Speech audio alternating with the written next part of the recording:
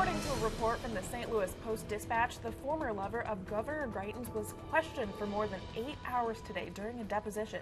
Good evening, I'm Olivia Gerling. And I'm Jim Reek. Thanks for joining us. Defense lawyers were allowed to ask questions to the alleged victim, even questions that would not be allowed in front of a jury.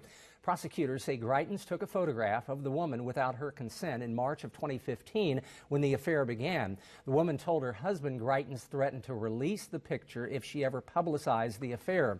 Greitens admitted to the affair but denied the blackmail. U.S. business leaders insist they don't want a trade war with China a day after President Trump announced more possible tariffs. The Chinese echo they don't want a trade war either, but that they're not afraid of it. At this point, the controversy is all talk and no substance.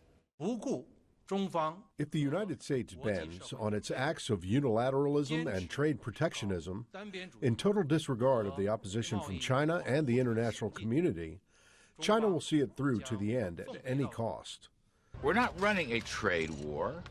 If you read this thing, you'll see this is just a proposed idea. The market price of soybeans have already dropped 40 cents this morning. American soybean producers say that's a loss of $1.6 billion in one day. The U.S. National Retail Federation accuses President Trump of playing a game of chicken with the nation's economy. If there's a war between China and the U.S. on trade, the losers are going to be all those people caught in the crossfire, and those are going to be American consumers. Wall Street felt the hit as well. The Dow lost 572 points, with all 30 stocks in the index posting losses. The NYPD released more surveillance video of a man fatally shot by police on Wednesday. Police shot and killed 35-year-old Sahid Vassal in Brooklyn on Wednesday after he pointed what officers believed was a gun at them. Afterwards, officers discovered the object was a pipe with a knob on it. Vassal's father says his son had no access to guns and suffered from bipolar disorder. New York's Attorney General has opened an investigation into the death. And today, Arizona and Texas announced they will send 400 National Guard members to the U.S.-Mexico border. This comes after President Trump's call for troops to fight drug trafficking and illegal immigrants. This is after a group of Central American migrants started their move north, fleeing social instabilities in some Central American countries. Some of them are either seeking asylum in Mexico or heading to the U.S. border. Meanwhile, Governor Greitens is willing to send National Guard's troops to the Mexican border if asked by President Trump. A governor spokesman said the security situation on the U.S. border is grave. The president cannot automatically use military for domestic law enforcement. Governor Greitens approved an additional $700 million in spending for this year. The increase provides extra funding for Medicaid. It covers costs that were higher than expected for low-income residents. Most of the money is federal spending. About $160 million comes from the state. 3 teens face charges connected to a shots fired call in Columbia last month. Damon Thompson was arrested yesterday, and 2 others still have arrest warrants out. The victim told police he could identify the teens from a Facebook Live video posted just before the gunfire. The teens are charged with assault and armed criminal action. Well, there's a chance for flurries tonight, so let's send it over to Megan to see what we can expect tonight and tomorrow. Thank you, Olivia. There is a chance for flurries. We're seeing some of those falling right now. Definitely not feeling like spring. Our high temperature was 52 degrees. That's about 10 degrees below average for this time of year. That average high temperature is 63 degrees, and we are not going to reach that over the next couple of days. However, our low was pretty spot on at 39 degrees. Taking a look at our satellite and radar right now, you can see where these flurries are falling. These are very light in nature, and not everyone is seeing these flurries fall as our atmosphere is pretty dry, not allowing for a lot of those to reach the ground. And not everyone will see those overnight, but like I mentioned, it is feeling not like spring out the door right now. Temperatures are in the mid to upper 20s, with the exception of down toward the Lake of the Ozarks, 33 degrees. Now, we do have another chance for some snowfall. That is going to be on Sunday, and this snowfall could impact road conditions, so stay tuned, and I'll let you know what you can expect out of that coming up shortly. Thanks, Megan. So the delay of this spring weather has Columbia businesses kind of wondering what they're going to do. Both spring and winter supplies are lining the aisles of hardware stores, but Ace Hardware employees say the unpredictable weather has hurt the sale of spring items. Customers are buying salt for this weekend's weather and charcoal for barbecues at the same time. Services in Columbia that are dictated by weather are in limbo.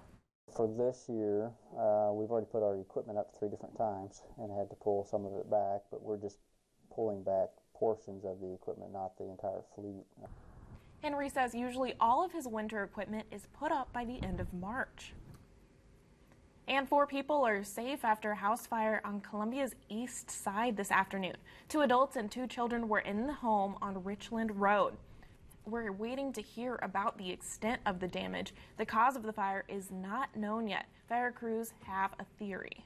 There's a wood pile against the house, so it's not beyond possibilities that a fire started either in the wood pile and spread up in the attic or the other way around. More than likely it had something to do with the wood pile before it started. But again, we don't know that. We're waiting on the investigator to determine. Crews believe today's strong winds helped spread the flames. Columbia Water and Light won an award for best tasting water this week. However, critics still worry about the water's safety. KOMU 8's Sydney Olson is live in Columbia to explain the disagreement. Some residents say they want to see the city shift its focus from the taste of the water to its safety. Columbia Water and Light won the Missouri section of the 2018 American Water Works Association Drinking Water Taste Contest. Although Columbia may arguably have some of the best tasting water in the state, some residents are still concerned about its safety. Even though Columbia's water exceeds the standards of the EPA, Julie Ryan, co-founder of the KOMU Safe Water Coalition, says the city is skipping steps while cleaning its water. She says the city needs to update its water cleaning facility and needs to start taking more organic matter out of the water. The operators there are doing their best to provide us with what they can, but their hands are tied in the sense that they can only do so much without new equipment and without repaired equipment. She says the city started using chloramine to lower the rates of a cancer-causing chemical in the water, which was caused by chlorine reacting with the organic matter being left in the water. She also says people should be aware their health is affected by what they inhale and absorb through their skin, not only what they drink.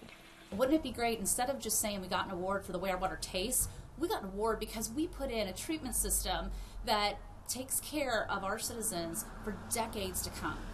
A spokesperson from the city said, Columbia's drinking water meets or exceeds all quality standards set by the Federal Environmental Protection Agency and the Missouri Department of Natural Resources. Winning the Missouri section of the American Works Water Association is a huge win for our staff that works hard every day to make sure we maintain a high quality of drinking water that is also safe and affordable. Ryan says the coalition hopes to see the city create a bond to fund replacement and repairs at the water treatment facility. Reporting live in Columbia, Sydney Olson, KOMU 8 News. Sydney, thank you so much. The Department of Energy has named Columbia an Energy Star Partner of the Year. The award recognizes Columbia Water and Light as a leader in production and sale of energy-efficient products and services. Columbia offers low-interest rate loans to energy-efficient residents and has several initiatives to educate homeowners. From 101 contestants to just one, a 7th grade geography whiz took the top spot at today's state-level competition. KOMU 8's Sarah Trott was at the Bee and tells us about the smart student who will represent Missouri next month. That's right, Jim. Kids from all over Missouri competed today at the State Geography Bee and were tested on some very tough trivia. Students from 4th to 8th grade answered questions on everything from maps to economic, political, and cultural geography, and even current events. After the hours-long competition and an 11-question sudden-death tiebreaker, Jackson Cooper won the first-place title. He's a 7th grader from St. Louis and said he didn't expect to win, but is looking forward to winning the whole thing in D.C. later this spring. The program coordinator says there's a deeper importance in understanding geography. Geography is a discipline and a perspective that helps people understand the world better. It helps people understand their neighborhood better. And if you have that geographic perspective, it helps us solve the world's problems and also problems right in our local communities.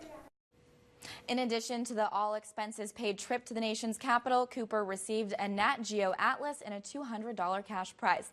Reporting live in the studio, Sarah Trott, KOMU 8 News. Thanks, Sarah. Coming up, find out why Lincoln University's incoming president is in rare company. Plus, how Columbia hopes to eliminate housing discrimination.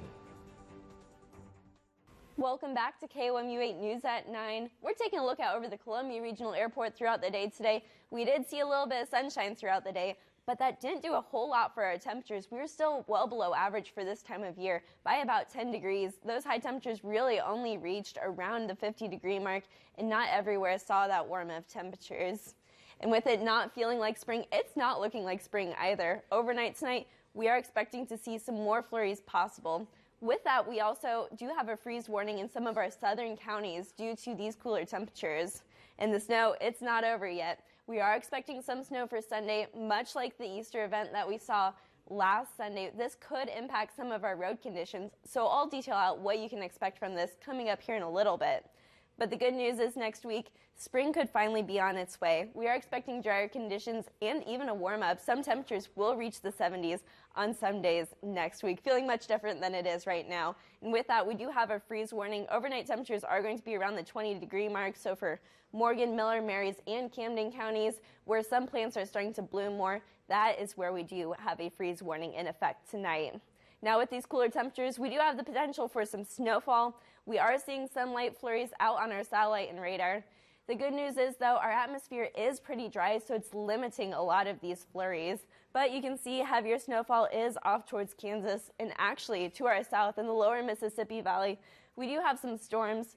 They are experiencing some spring weather. For us, not quite yet. And we are going to be seeing more winter weather over the next couple of days.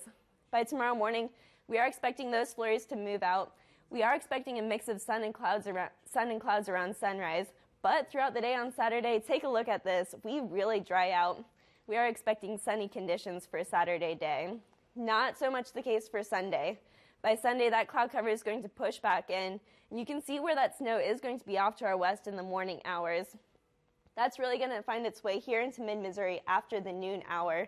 And that is going to become widespread in the afternoon.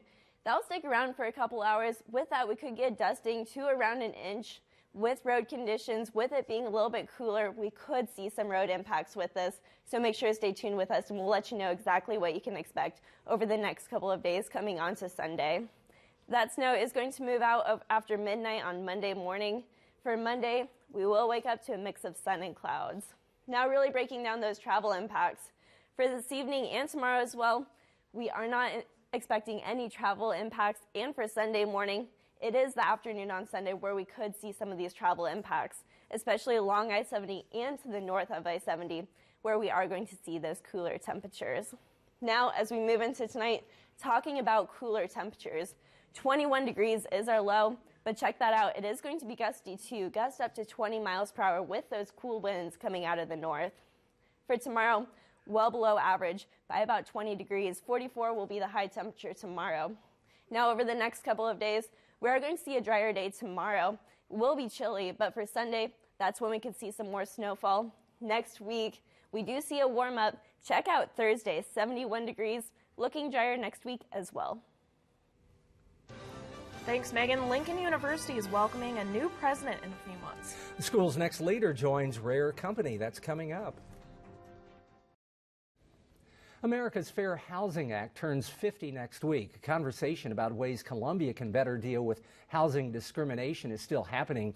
An MU law professor spoke at City Hall today. She explained how the law can be different on the federal, state, and local level.